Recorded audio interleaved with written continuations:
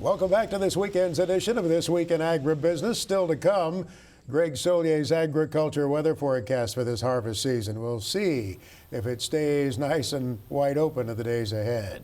Farm financing, a discussion here for the next few minutes, financing the operating expenses of your business. And here to visit with us about it is Bill York from Farmop Capital. Your firm is fairly new, right, Bill?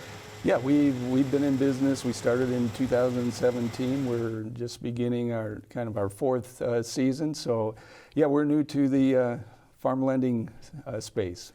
I just thought it was so appropriate to talk about it during harvest season because you folks take a little bit different approach. You're ready to finance farm operating expenses right now instead of waiting till the winter time. Yeah, that's we believe it's very important to have the option to finance early. So we've got a number of 22 crop loans already on the books, ready to go. We think there's a significant economic advantage to be able to be a cash buyer, to lock in some of those inputs, to make sure that you're ready to pick up, retain or pick up additional rented land.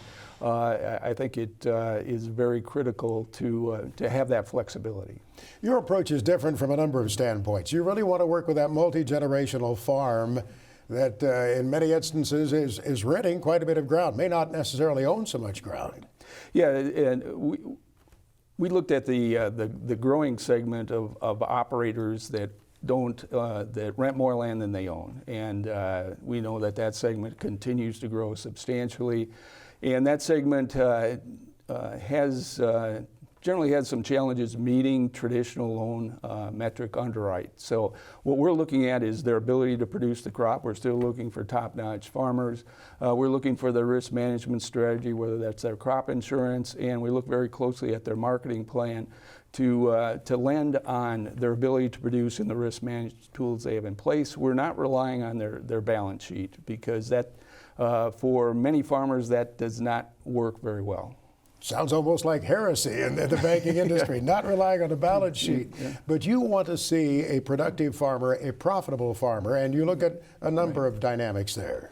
Yeah, and I've been lending on agriculture for 40 plus years, so I understand the balance sheet. The balance sheet really is the story of the history of that farm and how they built equity over time. I have, as a lender, having a strong balance sheet is not a bad place to be.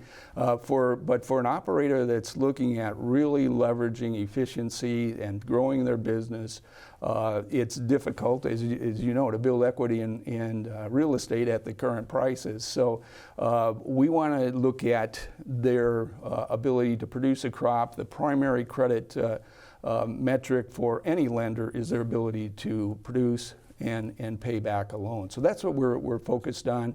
And our model fits well, as you pointed out, with multi-generational farms where you've got that next generation coming along, good productive farmers.